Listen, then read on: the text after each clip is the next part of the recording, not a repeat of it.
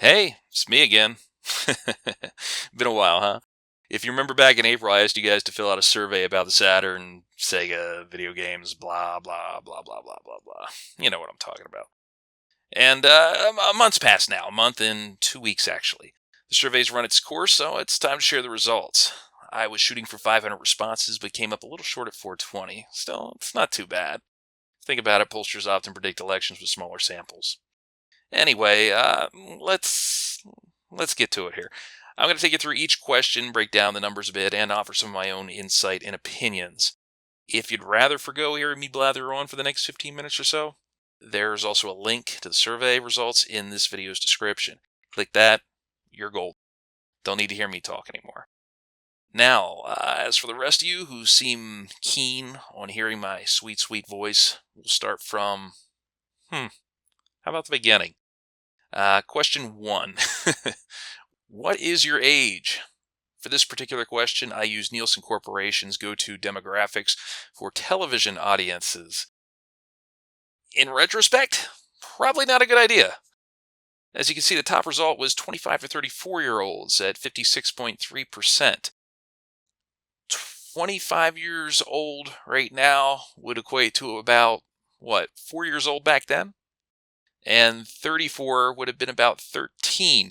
That's like a world apart in terms of children. So, not a good way to measure how old you were when you got your console back then. Oh well, can't undo it now. 35 to 54 came in second at 23.2%, 18 to 24-year-olds, 14.1% for third place, and at fourth, under 18, 6.4%. Nobody over 54. Question number 2, what's your gender? 94% of you guys say you have a wang, good for you. 5% say you don't, good for you. And 1%, maybe? I don't know. Moving on. Question number 3. Where are you from? In first and second, respectively, with roughly equal numbers, North America and Europe. Those two combined to account for nearly 91% of respondents. That's a pretty large share. There is one thing I should mention in regard to Europe, though. I did post a link to the survey over at the Sega Saturn UK website. Considering that's a European-centric forum, Europeans probably are overrepresented a bit in the overall results. The next largest group was from South America at 5%. If I had to guess, based on info from the next question related to language, and the fact that Sega has always had a strong long-term business presence in Brazil thanks to Tectoy, most of those South Americans in our survey were probably Brazilians.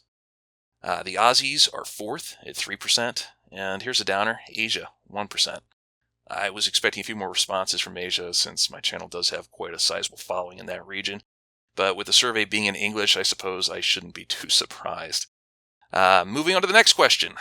Like I mentioned before, this one's about language. Specifically, what's your first language? The idea here was that in pairing this question with the last one, I could figure out roughly where everyone was from. Why didn't I just ask you guys that directly? Well, I was trying to be a little bit too clever for my own good. I figured doing so would generate a metric fuck ton of responses. Problem is, this question kind of did that anyway. I saw everything from Japanese and Chinese to Russian, Greek. I think I saw Albanian on there, Finnish, Norwegian. All those languages were on there, plus a ton more. None of them reached double digits except the following. English, of course, was number 1. French was second. Portuguese third. Spanish fourth. And German fifth. Those were the top languages. Okay, now that all the BS demographic questions are out of the way, it's time to get to the real meat of the survey. The first real question, do you own a Sega Saturn? 47.6% of you guys said yes. 35.5% said yes, more than one. 6.7% said no, but I once owned one. So that works out to about 9 in 10 of you guys have owned at least one Sega Saturn at some point in your life. It's pretty cool. As for the rest, No, but I want one, 7.4%. No, I just emulate the system, 1.9%. And at 1%, no, I don't have any interest in the system. Why do you take the survey then? No, I'm just kidding. Thank you for taking the survey. I do appreciate you taking the time to fill it out. Hopefully I can change your mind, make you a little bit more interested in the system, make you buy some games, spend some money you shouldn't be spending on video games. I don't know. Um, but yeah, thanks for filling it out. I do appreciate it. It does help, even if you don't really have much of an interest in the Saturn. Next question. When did you purchase or receive your first Saturn? Top answer, 1995 to 1998. Basically, the original lifespan of the console outside of Japan. So about half of you guys owned a Saturn back in the day, air quotes. A third of you guys got a hold of a Saturn after Sega exited the hardware business. That's 15 years now. Damn, I feel old. 7.2% grabbed one either shortly before or during the Dreamcast lifespan. And about 2% of you guys are true diehards. You imported a system from Japan back in 1994. Have you ever owned a PlayStation or N64? The top answer with 27%, yes, I owned both systems during their heydays. If you're wondering what I define a heyday as, it's the time between when these consoles were first released and when their successors came to market. What are the big takeaways here?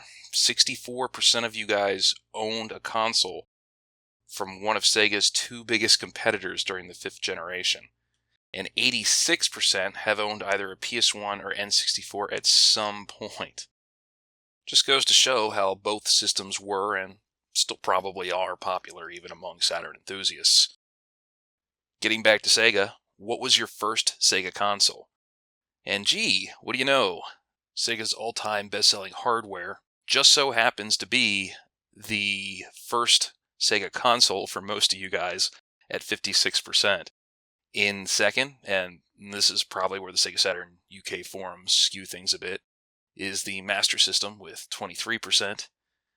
In third is the Saturn with 10.5%. And following closely behind, the Dreamcast with 9.3%. As a follow-up to that question, I asked, what was your favorite Sega console?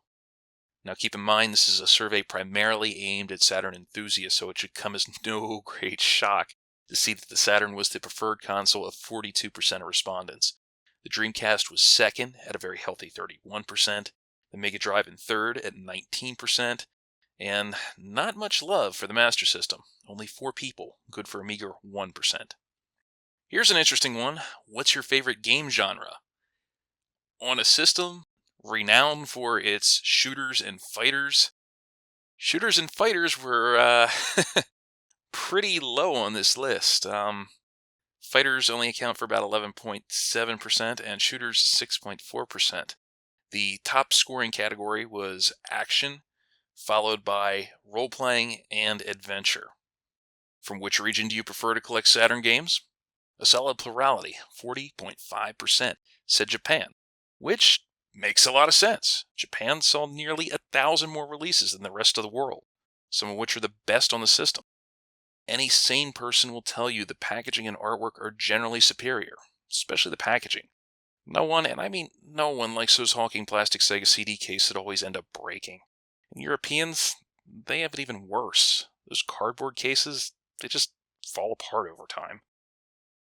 If you care about condition, you'll find the Japanese tend to take better care of their games.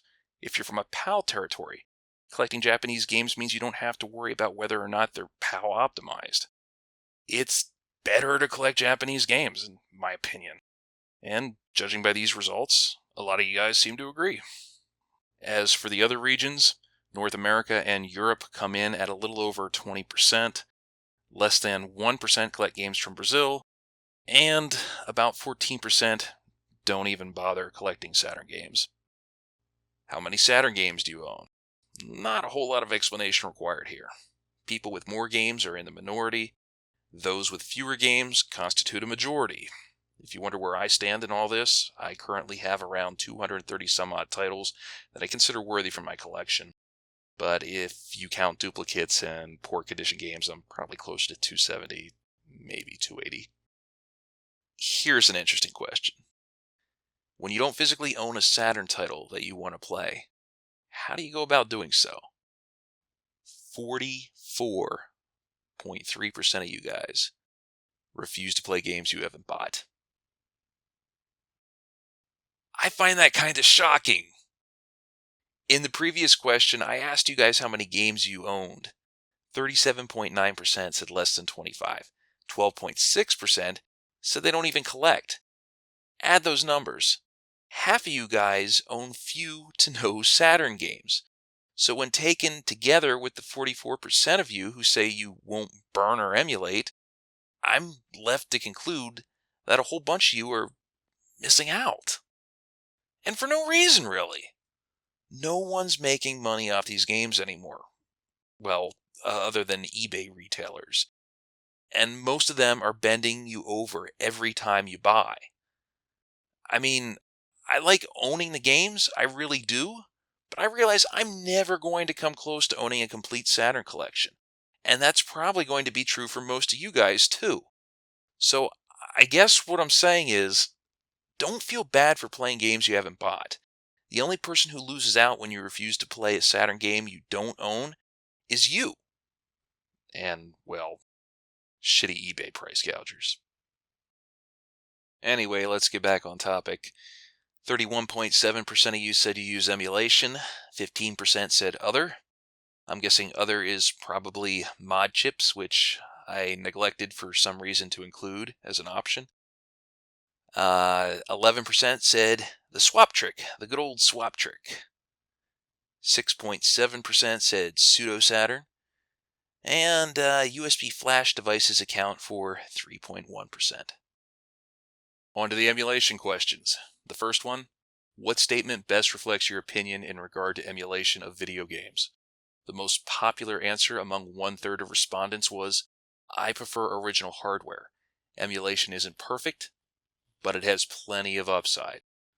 I'd say that's a fairly supportive statement, wouldn't you? Factor in the 12% of people who expressed a clear preference for emulation, and that number rises to 44.6%. Another 37.7% of you were at least willing to emulate out of either convenience or necessity, which means in total, more than 4 out of 5 respondents do use emulation to some extent. The other 17.7% are either sticklers who see too many drawbacks, or they've just never done it before. Same question, but this time I specifically asked about Saturn emulation. And it seems when it comes to Sega's 32-bit system, a majority, 51%, are either unfamiliar with Saturn emulation or see too many issues with it.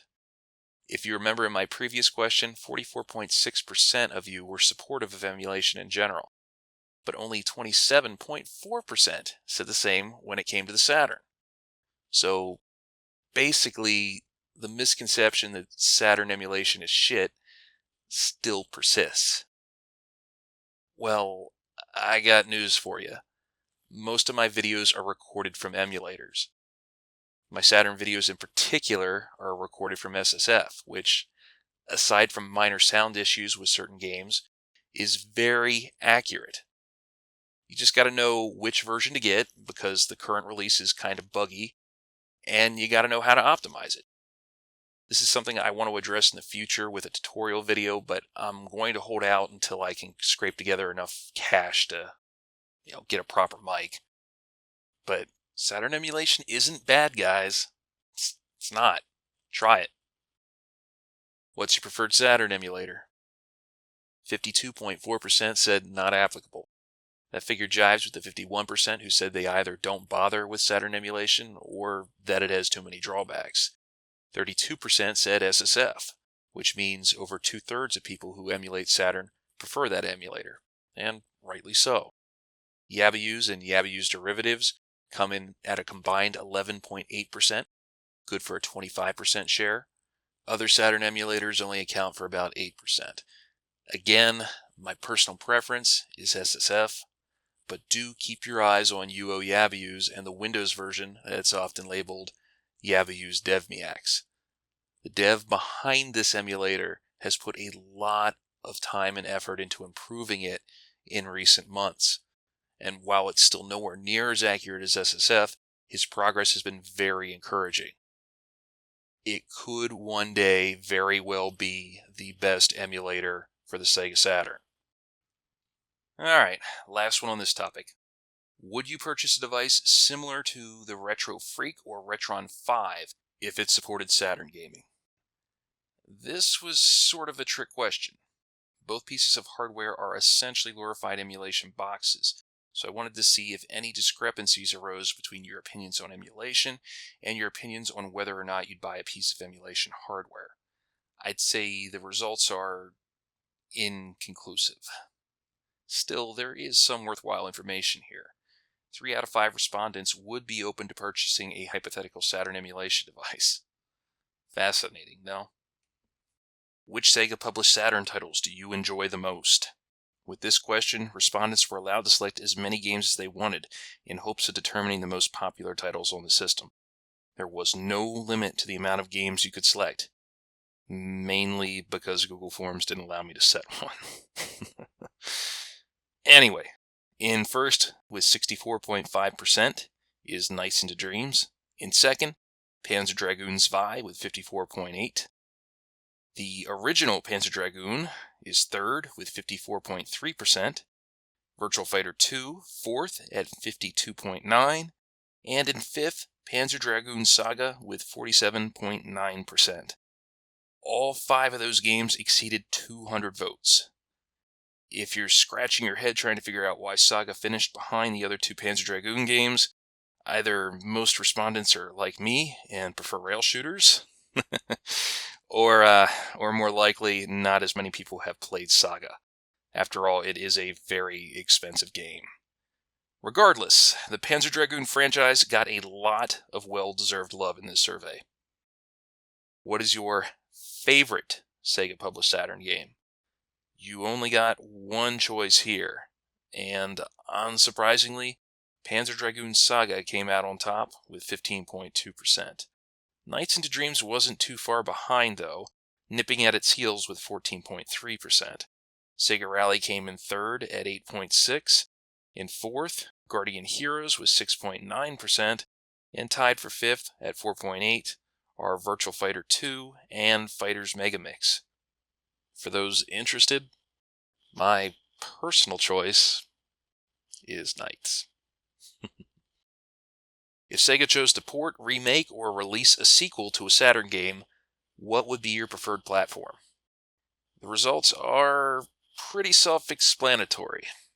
It's clear most of you guys aren't looking for handheld or mobile versions of Saturn games, and when it comes to your platform of choice, PC and PS4 are the runaway favorites.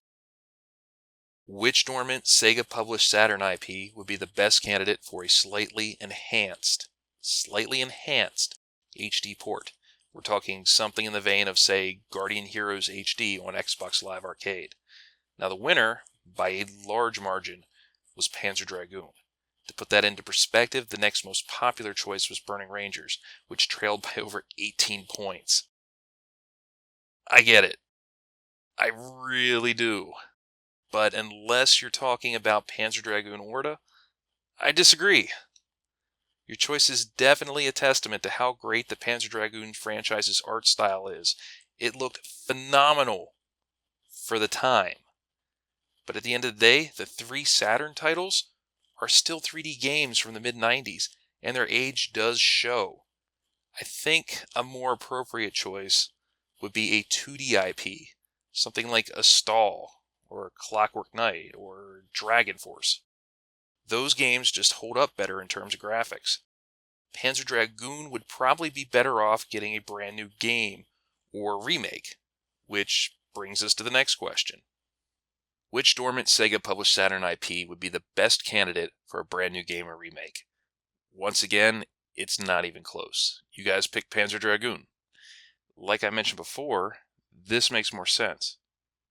Although, Burning Rangers, which was second again, is also a good, and I hate to say this, probably better choice.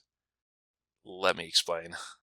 I love rail shooters a lot, and the Panzer Dragoon games are my favorites. Unfortunately, the rail shooter is a dead genre, and of course, 3 out of 4 Panzer Dragoon games are rail shooters. Now you might say, well, just remake Saga then, but Saga is a very story-driven game that was preceded by 2 other games. See the problem? It would be difficult to remake Saga without first remaking the other 2 games. That's why I think Burning Rangers would probably be the better of the 2 options, and it would give Sega a chance to do it right this time. Burning Rangers has a cool concept, but it was clearly not a finished game, and the Saturn strained like hell to run it. A longer, more fleshed out remake or an entirely new game would be great to have. So as much as I love and, believe me, actually prefer Panzer Dragoon, I think Burning Rangers would be the more marketable game. Sorry guys. How would you feel if Sega used Kickstarter to gauge interest in and partially fund some of these games? 3 out of 4 would be cool with that. And I'm right there with you. If it's the difference between these games getting made or not, you do it. Sega's not going to do any worse than some indie devs who don't deliver on their Kickstarters all the time. If anything, they'd be more likely to deliver. So yes, do it. If Sega once again manufactured Saturn USB controllers, would you purchase one? And just to be clear, we're talking real, legitimate SLS-produced Saturn USB pads, not crappy knockoffs. 4 out of 5 said yes.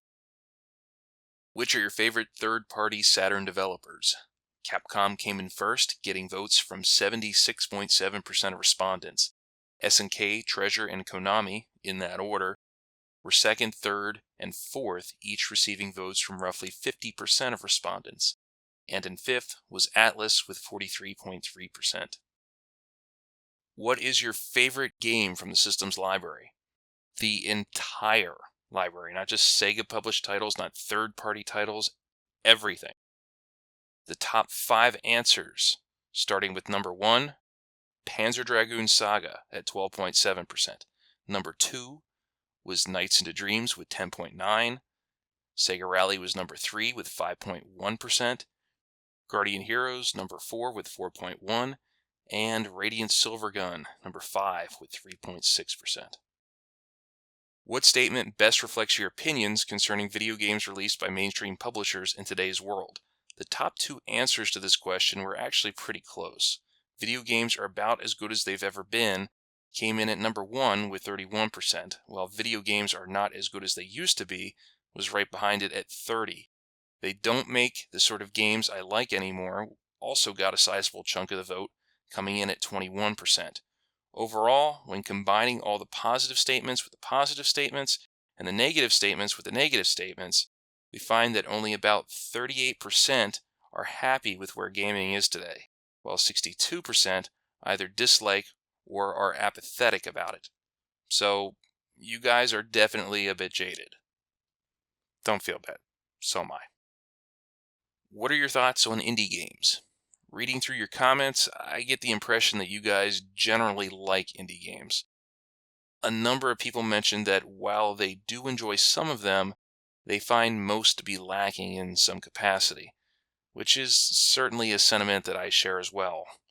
One comment in particular I thought summed it up pretty well. It reads, "They are often great, I just wish more of them could go all out.